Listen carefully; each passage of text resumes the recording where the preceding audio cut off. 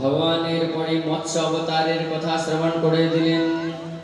মৎস্য অবতার ভগবান সুখদেব রাজা পরীক্ষিত এখানে প্রশ্ন করে দিলেন, ভগবান শ্রোতুমিচ্ছামি হরের ভূত কর্মণঃ অবতার কথা মাধ্যম মায়া মৎস্য বিড়ম্বনঃ। মৎস্য অবতারের কথা আমি শুনেছিলাম, হে সুকমুনি আপনি আমাদের মৎস্য অবতারের কথা শ্রবণ করে দেন। এইভাবে যখনই বললেন, সুখদেব জীবনে করলেন। পশ্চাৎ কশ্চিন একজন রাজা ছিলেন, সত্যব্রত নামের রাজা। সেই একদিন সকালে ধার্মিক রাজা ছিলেন।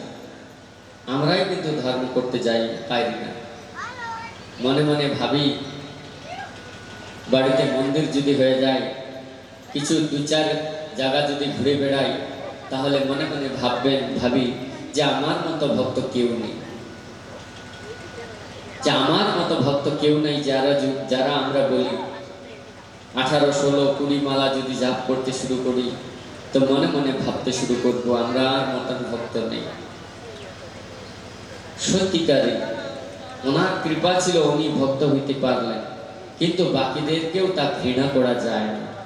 তাদেরকে করা যায় যে ওনাদেরকে এই পথে নিয়ে আসার জন্য। দেখুন, একজন সন্ত ছিলেন। সন্তর মানে কি? তাই গোলানন্দ গন্ধ ভগবান কি। সন্তর মানে কি? সাধুর মানে কি? সন্ত হৃদয় নব নিহিত সমান। সন্ত হৃদয় নব নিহিত সমান। সন্তের হৃদয়ে নবনীত ঘি আছে না, সেই রকম নরম হইতে হবে। আমরা ভক্ত আছি কিনা সেটা শুনতে হবে, জানতে হবে। একজন সন্ত ছিলেন, উনি একটা নদীর তীরে বসেছিলেন। নদীর তীরে বসে ওনার শিষ্য কিন্তু ওনার কাছেই ছিল। যখন একটা বিচ্ছু নদী থেকে বহন হয়ে দক্ষিণ দিকে যাইতেছিল, সেই সন্ত মহারাজ সেই বিচ্ছুকে দেখে দিলেন। ও আপদে আছে বিচ্ছু। সন্ত মহারাজ গিয়ে হাত দিয়ে বিচ্ছুকে উঠে নিলেন। শিষ্য দেখেছিল বিচ্ছু ওখানে ওনার হাতে দংশন দিয়ে দিল। একবার না, 2 বার, 3 বার, 4 বার, 5 বার দংশন দিয়ে দিল। তখনও কিন্তু মহারাজ সন্ত ছেড়ে দেন না, নদী থেকে বাইরে করে এসে ডাঙায় ছেড়ে দিলেন। তখন কিন্তু তার শিষ্য বললেন, গুরু মহারাজ, আপনার কিন্তু এত দংশন হয়ে গেল, বিচ্ছু আপনাকে দংশন করে দিল, কিন্তু আপনি ওকে জল থেকে ডাঙায় নিয়ে আসলেন কেন? আপনি ওকে জলে কেন ছেড়ে দিলেন? গুরুদেব বললেন, দেখো, সন্ত মানে কি? এইখানেই তো পরীক্ষা। ভগবান আমার কাছে এই বিষাক্ত প্রাণী নিয়ে আসলো, কিন্তু আমি আগে দেখে তাকে মৃত্যুর মুখে নিয়ে যাইতে আমি পারি না। কারণ আমার কর্তব্য সেটা নয়। আমার কর্তব্য জীবকে প্রাণ দান দেওয়া কর্তব্য আমার। বিচ্ছুর কর্তব্য ওর দংশন করার কর্তব্য ও করতেই করবে। ও তো বিবেক ছাড়া, বিবেক তো আমার কাছে আছে না, বুদ্ধি আমার কাছে আছে। সেই বিচ্ছুর কাছে শুধু একটাই বিবেক থাকবে, ওকে যে পাবে তাকে দংশন করবে। ওর ধর্ম হলো দংশন করার জন্য। যারা আপনি ভালো কাজ করবেন, ওর কাছে ভালোই আস্থা আপনি নেবেন যে ও কিন্তু আমাকে ভালোই করে দিবে, এটা কোনোদিন মনে নেবেন না। খারাপের জন্য তৈরি হয়ে থাকেন। আপনি ভালো করতেছেন, কিন্তু খারাপের জন্য আপনি তৈরি হয়ে থাকেন। উপকার করতে পরহিত হানি লাভ জিনকে হর্ষ উজরে বিষাদ বর্ষে।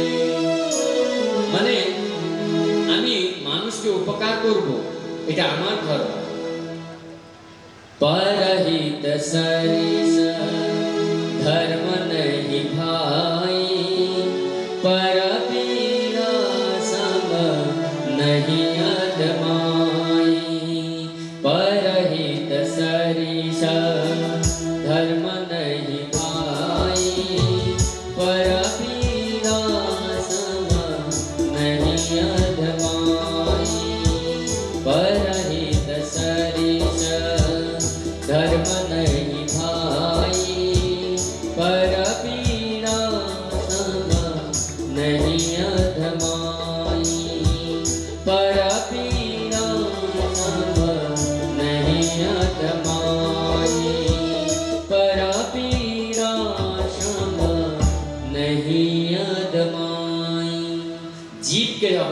যদি আমরা দুঃখ দিতে যাই, আমাকে দুঃখ ভোগ করতে হবে। আমি সুখ যদি দিতে যাই, সে কিন্তু আমাকে দুঃখ দিতে পারবে, কিন্তু আমি সুখ ভোগ করব, এই গোবিন্দ লাভ করব, এটা কিন্তু আস্থা রাখতে হবে। কিন্তু তার মধ্যে ও কিন্তু আমাকে ভালো করবে, এটা আশা কোনোদিন করবেন না। কেন? আমার খারাপ করবে সেটাই আশা করবেন। কেন? অর্জুন গাছের ছাল থাকে না, কেন বলেন তো? ওষুধ কাজে লাগবে। সে কিন্তু গাছ বাঁচুক বা না বাঁচুক আমাকে দেখা দরকার নাই, ছাল কিন্তু আমাকে লাগবেই। কি না বলুন তো? গাছ বাঁচুক না বাঁচুক আমাকে দেখা দরকার নাই, ছাল কিন্তু আমাকে লাগবেই। এটা হলো জগতের ভাব, জগতের ভাব।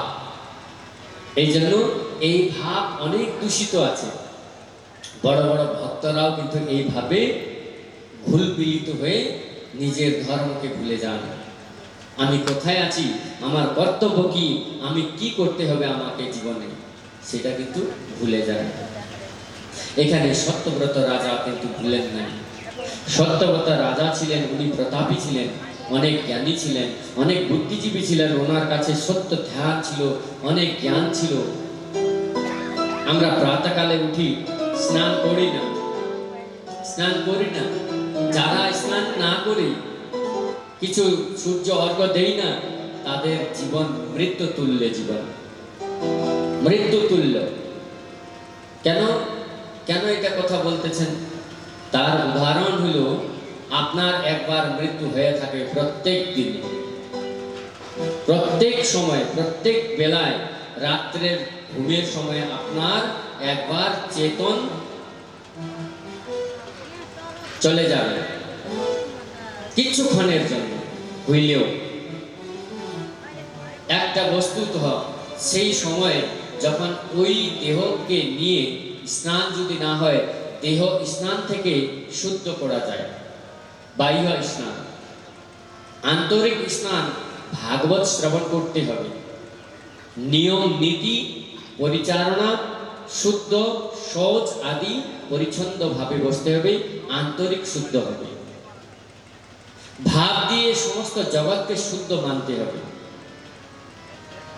সকালে উঠি স্নান করি না, যারা মারা আছেন, যারা আমাদের ভাই বোনরা আছেন, যদি সকালে স্নান না করে নিজের থেকে বড় লোককে যদি আপনি নিজের স্বামীকেও জল দিতে অধিকার নেই, স্নান করতেই হবে। মূর্ধাবয়ং শরীরস্য বলা যায়, যে স্নান না করে যে শরীর থেকে আমরা পরিবেশন করি তাকে বলা যায় মূর্ধাবয় শরীর। মৃত্যু দেহ থেকে পুনরায় জীবিত হওয়ার দেহটাকে অনেক প্রায়শ্চিত্ত করতে হবে। ওই জগৎ, ওই জীবটাকে গ্রামে নিয়ে এসে তাকে তার থেকে কর্ম নেওয়ার জন্য ওকে অনেক প্রায়শ্চিত্ত করতে হবে। তো কিন্তু একবার মৃত্যুর পরে জীবিত দেহটাকে শুদ্ধ পরিচ্ছন্ন করার জন্য, গোবিন্দ সেবার জন্য, যে কর্ম করার জন্য স্নান করতে হবে, শুদ্ধভাবে বসতে হবে। बोलानंद कंद भगवान की